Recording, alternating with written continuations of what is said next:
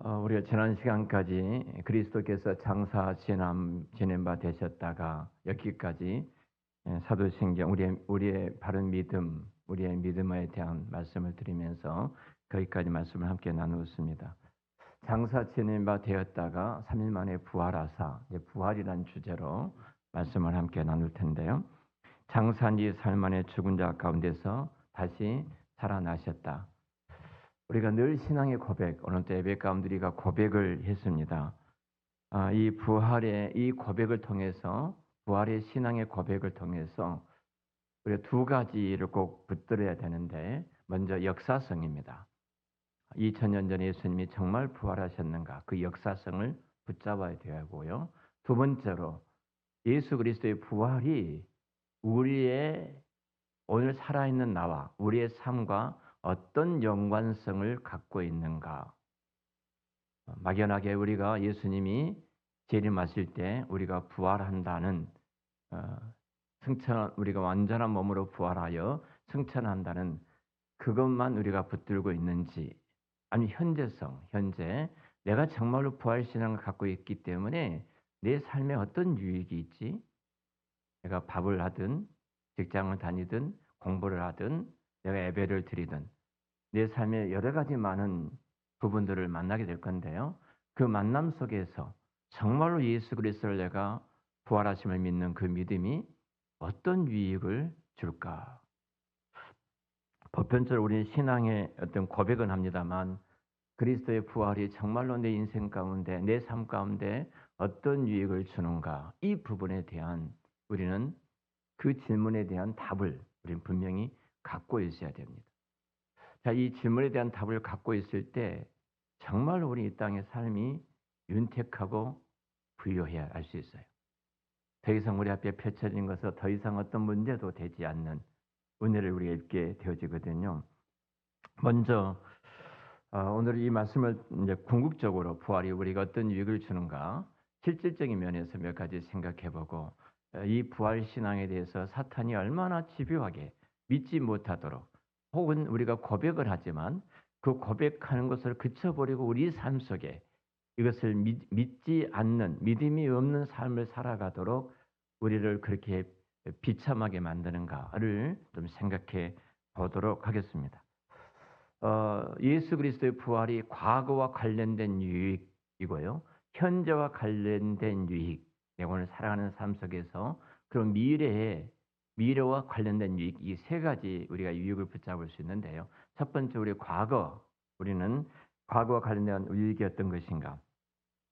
예수님께서 우리 죄를 위해서 십자가에서 죽으셨죠. 우리 죄값을 지불해 주셨어요. 지불해 주셨습니다. 자, 예수님께서 나의 죄값을 지불해 주셨어요. 그리고 그리스도께서 죽으시고 죄값을 지불해 주시고 부활하셨습니다. 자, 죄값을 치르셨다면, 자, 우리가 그러잖아요. 어느 회사에 가서 어느 가게에 가서 물건을 사게 되면 영수증을 받지 않습니까? 예를 들면 잔금을 치르게 된다면 치르는데 영수증을 받지 않습니까? 이와 같은 거예요. 그러니까 결국은 죽음이 우리를 위해서 그 대신 치른 죄값이라면 바로 예수님의 부활은 영수증과 같은 거예요. 영수증. 하나님의 친히 발행하셨어요. 그리고 지불된 지불이 완료된 영수증이에요. 그래서 우리는 부활로 우리의 죄와 죽음의 권세로부터 벗어날 수 있다. 자, 이걸 생각하고 제가 말씀을 풀어갈 것이고요. 두 번째로는 현재와 관련된 유익입니다. 그 예일대학교 얄로슬라프 펠리칸 교수가 이런 말을 했어요. 이분은 예수님이 살아계시지 않으면 어느 것도 문제가 되지 않는 것이 없다. 예수님이 살아계시지 않는다면 우리 전 삶은 뭐라는 거예요? 문제 속에 살다가 문제의 고통 가운데 매였다가 그렇게 살다 끝난다는 거예요. 근데 만약 예수님께서 살아계신다면 어느 것도 문제가 될 것이 없다. 믿습니까? 문제가 될 것이 없어요. 그분이 부활하셨는데, 그분이 살아계시는데 뭐가 문제가 되어져요? 우리 죽겠다, 힘들다, 어렵다, 고통스럽다. 우리 그리스도는 그런 말을 안 써야 돼요. 세 번째는 우리의 미래에 관련된 유익입니다. 이 부분은 우리 예수님께서 오늘 고린도전서 15장에 부활하심으로 말미암아 첫 열매가 되셨다. 이렇게 말씀하는데요. 아, 사실은 우리가 그 첫 열매라고 그래요. 지금 이제 배와 사과가 나올 때잖아요. 이 배가 제가 말씀드렸던 것처럼 굉장히 많은 배 종류가 있습니다.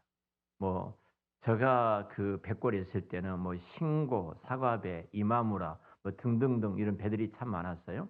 굉장히 많은 배가 있습니다. 똑같은 배나무예요. 똑같은 배나무인데 열매가 딱 맺혔을 때 우리는 이 나무가 무슨 배나무인가 금방 알 수 있거든요. 자, 이와 같이 열매로 그 나무를 결정한 것처럼 예수님의 부활이 바로 우리 영광스러운 부활에 대한 확실한 보증이라는 거예요. 저와 여러분 반드시 부활할 줄로 믿습니다. 내가 모든 것이 끝나버렸다고 해서 내가 흔적도 없이 사라진다고 해서 끝난 것이 아니다는 거예요. 예수님이 재림하실 때 우리는 부활합니다. 그러나 거기에는 한 가지 전제 조건이 있습니다. 그 모든 유익이 그 부활하셔서 살아계신 예수 그리스도께 주신 이 과거, 현재, 미래의 모든 유익을 우리가 갖기 위해서는 하나의 전제가 있어요. 우리 그리스도와 연합해야 합니다. 연합해야 돼요. 그분과 연합하는 자에게만 이 유익을 얻고 우리가 이 땅에 살아갈 수가 있습니다. 머리의 지식이 아니에요. 자, 입의 어떤 입술의 고백만이 아니에요. 정말로 내 가슴에 신뢰해요. 그래서 부활하신 그리스도를 내가 따르고 그리고 그리스도와 내가 연합해서 견고한 믿음과 신앙의 터 위에 서 있고 흔들리지 않는, 그리고 우리가 주님의 일에 힘쓸 수 있는 것은 그리스도와 연합해서 부활의 신앙을 가질 때 가능하다. 자, 이것을 머리에 두시고 제가 말씀을 쭉 정리해 가도록 하겠습니다. 제가 언젠가도 여러분이 말씀을 드렸습니다만 그 오노다 히로라는 일본의 군 장교 이야기를 한번 말씀을 드렸어요. 일본 장교가 필리핀 정글에서 있었죠.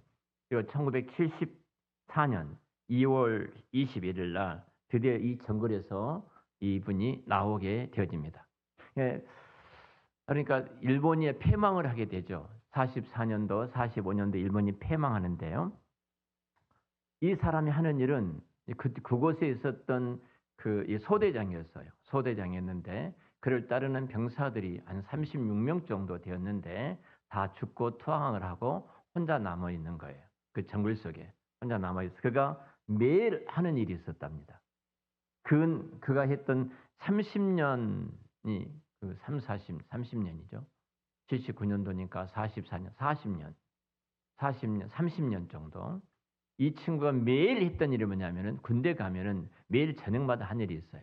내가 훈련했던 그 소총을 딱 기름으로 닦습니다. 다시 다 보내가지고 닦고 다시 조립해서 이렇게 앞에 세워놓거든요. 이 친구가 매일 아침에 소총을 닦았어요.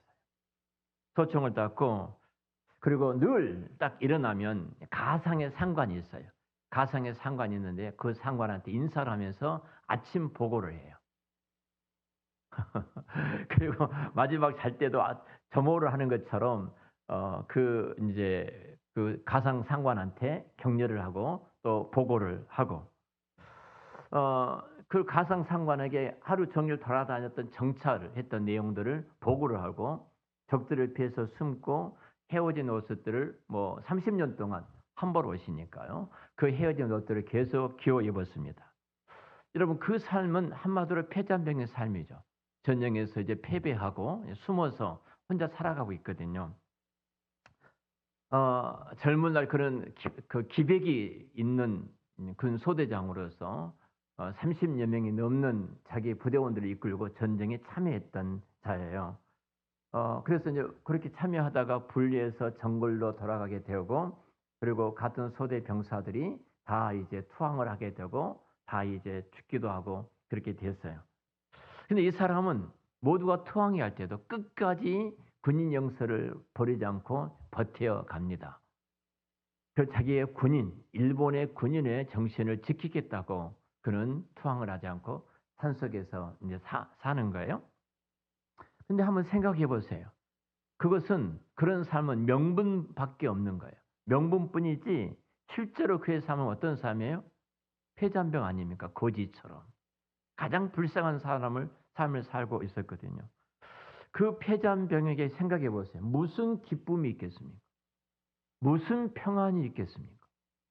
음, 불안하고 외롭고 분노하고 좌절하고 그리고 그 자괴감과 회의에 빠지는 그의 삶의 연속으로 그는 매일매일 그런 삶을 살아갈 수밖에 없는 폐잔병이에요.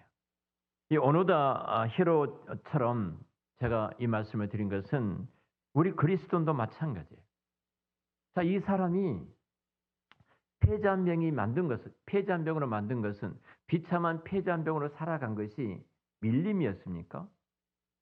내가 필리핀의 밀림 속에 들어갔기 때문에 내가 폐잔병으로 살아간 것입니까? 아니면 적군이었습니까? 여러분, 그를 이렇게 비참하게 몰아놨던 진짜 이유는 뭐냐면 자기 마음속에 있는 의심이었다는 겁니다. 의심이었어요. 자, 일본이 전쟁에 졌습니다. 패망했죠. 일본의 천황이 항복했습니다. 그래서 그 승전국이었던 미국은 그곳에서 삐라를 뿌리면서 숨어있던 모든 일본 병사들이 투항하기를 원했어요. 그런데 전쟁이 끝난 거예요. 투항하기를 원하는 거예요. 근데 이 삐라를 뿌리고 투항하기를 원해도 이 사람은 그 깊은 산속에 들어가서 이제 나오지 않고 있었던 것입니다. 자, 일본은 패배했고 일본 땅은 다시 평화가 찾아오게 됐죠. 그런데도 오노다 히로라는 이 병사는 투항하기를 거부한 겁니다.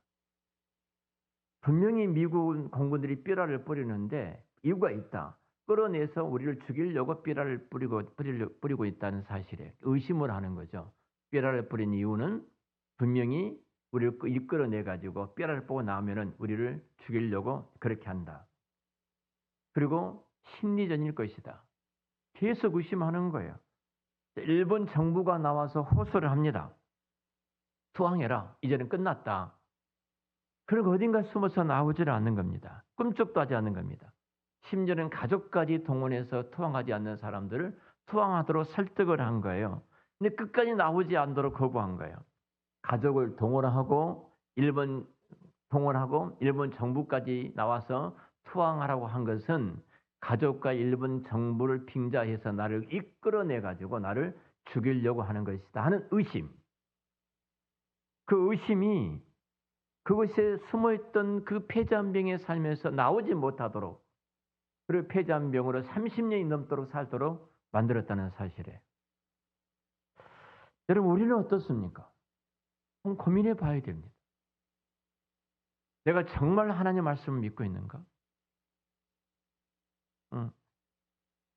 우리 지난 주간에 어떻게 살아왔지? 한 주간 내가 삶이 무엇이지? 내가 승리자의 삶을 살았는가? 아니면 힘들다, 죽겠다, 어렵다, 고통스럽다, 앞이 하나도 보이지 않는다. 그렇게 폐장병 같은 절망 속에서 삶을 살아온 것은 아닌가?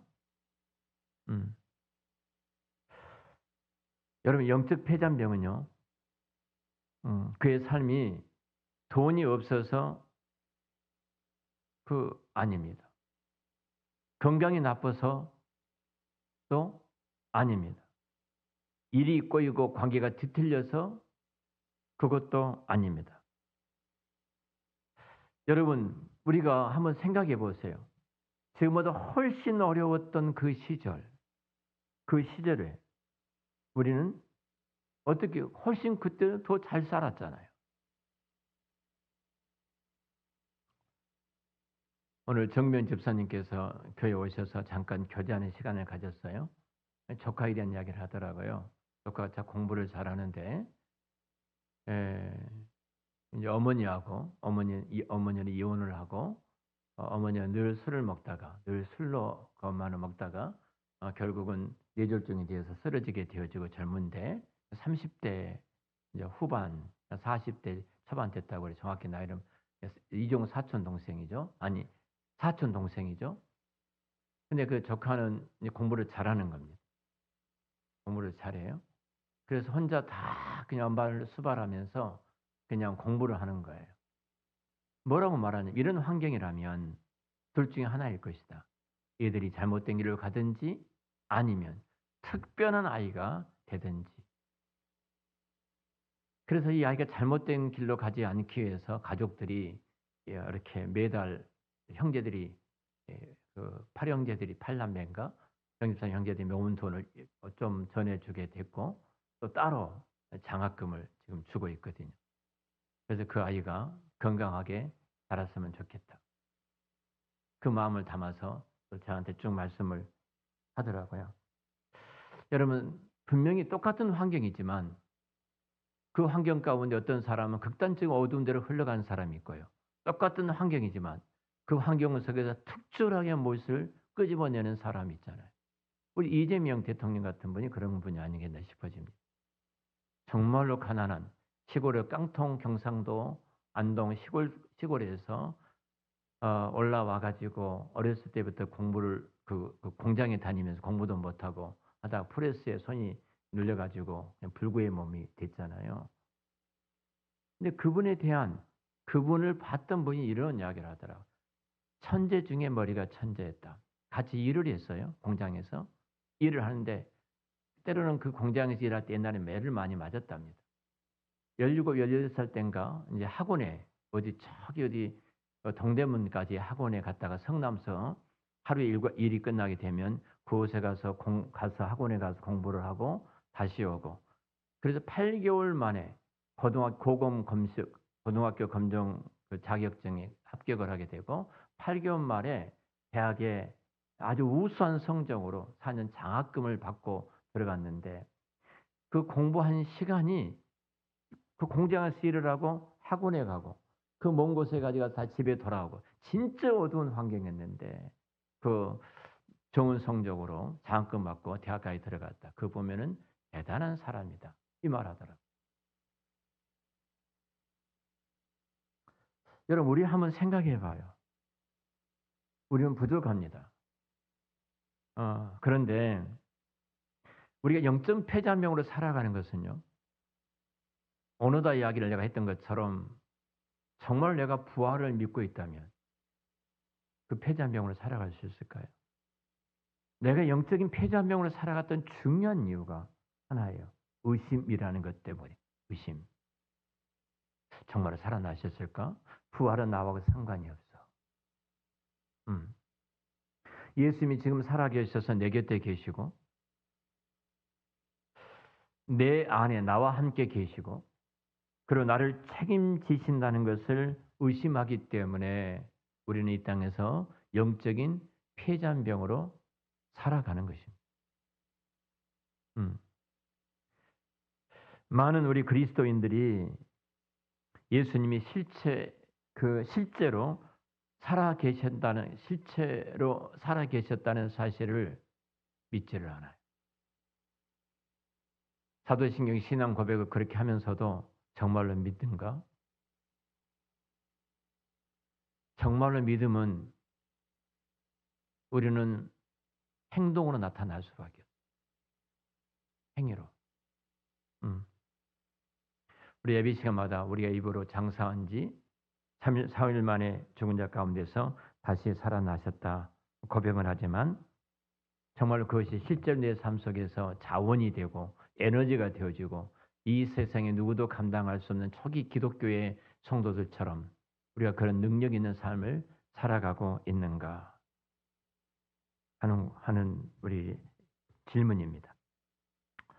단순히 지식이나 의식적인 고백이 아니라 우리의 삶에 실존적으로 그 에너지가 되게 하려면 이 고백이 분명해야 됩니다.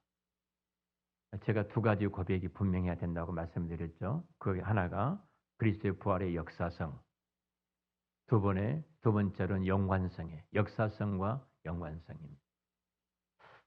첫 번째로 우리가 예수 그리스도의 부활 역사성인데요. 이 역사성을 좀 쉽게 우리가 풀어서 말한다면 진짜로 예수님이 살아나셨다. 예수 그리스도가 참으로 살아나셨다. 자, 예수 그리스도가 참으로 살아나셨는데 2000년 전에 십자가에서 죽으셨던 예수님께서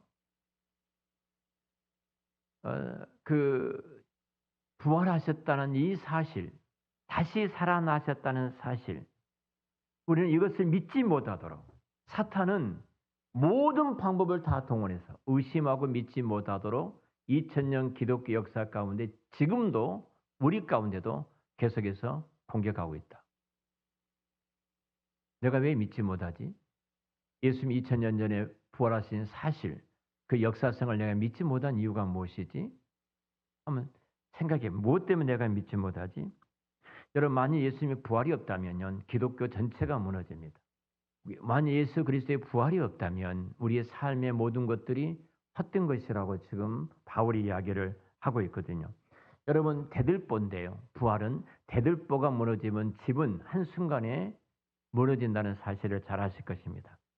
그 존재, 교회라는 존재, 교회라는 공동체가 무너진 것은 너무 쉬워요. 그리스도의 부활을 믿지 못하면 순식간에 우리 모두는 무너질 수밖에 없어요. 그래서 항상 마귀란 놈은 예수 그리스도가 부활하셨다는 사실을 의심하게 만들어요. 자, 2000년 기독교 역사 가운데 마귀의 공격이 몇 가지가 있습니다. 믿지 못하도록 여러분들도 분명히 딱 현혹될 수밖에 없는 그런 설을 갖고 이제 찾아오는 거예요. 하나는 기절설입니다. 기절설. 그러니까 진짜 죽은 것이 아니라 예수님이 기절한 상태에 있는데 바위 속에 그 시신을 집어넣으니까 바위 안에 서늘해 가지고 정신이 돌아왔다. 그럴듯하잖아요. 어떻게 다시 부활할 수 있어? 죽은 자가 어떻게 살아날 수 있어? 아, 기절했지.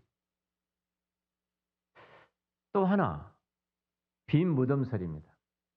자, 부활의 첫 번째 목격자였던 그 여인들이 어두컴컴한 새벽에 예수님의 무덤을 찾아갔어요. 근데 찾아갔던 그 무덤이 예수님의 진짜 무덤이 아니라 다른 사람의 무덤이었는데 그 다른 사람 무덤에 그 시신이 없는 무덤이에요. 그 시신이 없는 그 무덤을 보고 이 여인들이 예수님이 살아나셨다 이렇게 말을 했다는 겁니다. 진짜 그럴듯하잖아요. 김 권사님 그렇죠? 진짜 그럴듯하죠. 또 세 번째입니다. 시체 도둑설입니다. 자, 예수님이 부활하신다고 계속 이야기를 했어요. 그러니까 예수님이 죽으셨습니다. 근데 말씀을 했어요. 제자들 그걸 믿고 따랐어요. 근데 만약 예수님이 부활하지 않으면은 이제 자기들이 얼마나 민망합니까? 제자들이 그 예수님의 시체를 훔쳐다가 다른 곳에 매장해 놓고 예수님이 부활했다 이렇게 말했다. 이것이 기독교 2000년 역사 속에서 계속해서 우리의 부활 신앙을 흔드는 도구였습니다. 또 있어요. 환상설이에요. 사람들이 예수님이 살아나셨다는 것을 환상으로 보고 예수님을 너무너무 사람들이 사모한 나머지 그 헛된 환상을 보고 예수님이 살아나셨다고 말한 환상설. 이것도 너무 그럴듯하잖아요. 또 날조설입니다. 자, 예수님이 부활했다는 것을 터무니없이 이제 날조해서 말하는 거예요. 거짓말로. 그래서 예수님 제자들이 거짓말로 사람들을 속였다. 자, 역사 속에서 가장 많은 설이 이 날조설입니다. 또 있어요. 정신적 부활설도 있습니다. 현대인들이 가장 그럴듯하게 믿는 거짓말이기도 합니다. 자, 내가 지금까지 말씀을 드렸는데요. 예수님 부활에 대해서 이 거짓말에 크리스찬들이 다 넘어가고 있습니다. 속고 있어요. 예수님의 부활을 그 정신적으로 부활했다고 이해하는 사람들이 참 많죠. 북한의 교과서에 보면은 그 주체 사상 아닙니까? 우리 원수 김일성 장군님께서 항상 우리 곁에 계신다. 이 문장이 있어요. 항상 우리 곁에 김일성 묘지가 있는데 저것을 이미 그렇게 이렇게 미이라처럼 만들어 놨는데 저들은 정신적으로 김일성 우리 수령님께서 지금도 우리 곁에서 아바이 수령께서 우리와 있다. 이 주체 사상을 통해서 북한에 지금 살아있다고 생각을 하는 것입니다. 음. 자, 만약 우리가 이 가운데 하나라도 그것이 그런 것 같다라고 하고 부활을 믿지 않는다면 그 사람은 불신자입니다. 우리 확실히 알아야 됩니다. 다시 심장이 박동하여 피가 혈관을 타고 흐르고 신경이 기능하며 힘줄과 근육이 움직이고 걸을 수도 있으며 음식을 먹을 수 있는 예수님의 육체가 그대로 살아계신다는 것. 육체가 그대로 살아계셔요. 모든 혈관, 피가 심장을 통해서 박동하여 다 흐르고 신경이 기능하고 힘줄이 근육이 움직이고 문자적으로 예수님은 살아나셨고 육체적으로도 우리는 살아나셨고 지금도 살아계신다는 사실을 믿으십니까? 이 믿음이 세상을 정복해가는 믿음이에요. 그분은 지금 어디 계신가? 이 땅에 40일 동안 계셨습니다. 부활하신 이후에 40일 동안 계시다가 하늘에 오르셨다고 우리는 고백을 하지요. 그리고 예수님은 지금 하나님 보좌 우편에 계신다. 우리는 그 사실을 믿습니다. 그리고 예수님 약속하셨던 성령으로 이 땅에 오셨습니다. 그래서 우리는 지금 예수님이 우리 안에 계시고 우리 중에 계시고 영으로 지금 예수님은 우리 가운데 함께 계신 줄로 믿습니다. 시간과 공간을 초월해서. 그리고 이곳에 계신 예수님이 미국에도 계시고 이곳에 계신 예수님이 북한의 저 지하 교회 위에도 계신 줄로 믿습니다. 마지막 예수님 오시는 날 우리는 분명히 두 눈을 뜨고 분명하게 예수님을 볼 텐데요. 예수님의 손바닥에는 그 못자국이 그대로 나 있을 겁니다. 그리고 옆구리에 창자국과 그 흉터가 그대로 있을 줄을 믿습니다. 그게 부활하신 예수님의 실체였어요. 우리가 마지막 재림하신 예수님의 그 영광스러운 그 모습을 보게 될 것입니다. 자, 우리 어정쩡하게 그렇게 믿는 척하면 안 된다는 거예요. 우리는 부활을 문자 그대로 육체적인 부활이었고 다시 죽지 않는 영원한 그 예수님의 부활입니다. 자, 우리가 이 사실, 사흘 만에 죽은 자 가운데서 살아나심을 고백하는 가장 중요한 것은 역사성이다. 두 번째로, 이거 두 번째까지 말씀을 드리고 다음 시간에 또 계속할 텐데요. 예수 그리스도의 부활과 그 상관성입니다. 자, 나와 어떤 연관이 있지? 예수님의 부활이 어떤 연관이었을까? 이 부분에 대한 대답을 해야 돼. 지금 내가 살아가는 삶에서 재정적인 압박이 있고 경제적인 압박이 있고 직장과 회사가 사업장이 일터가 내 가정이 힘든 상황 속에서 내 육체적인 연약함 때문에 힘든 상황 속에서 예수님 부활이 어떤 연관성이 있지? 어떤 상관이 있지? 내 삶과 예수님이 진짜 부활하신 것이 나와 어떤 관계가 있는가? 대부분 많은 사람들은 예수님 부활이 진짜이든 가짜이든 나와는 상관이 없어. 별로 상관이 없어. 그게 뭐 내 삶과 무슨 연관이 있지? 이렇게 대부분 많은 사람들이 생각하면서 신앙생활을 해요. 그들에게는 반드시 뒤에 보면은 영적인 폐잔병의 모습이에요.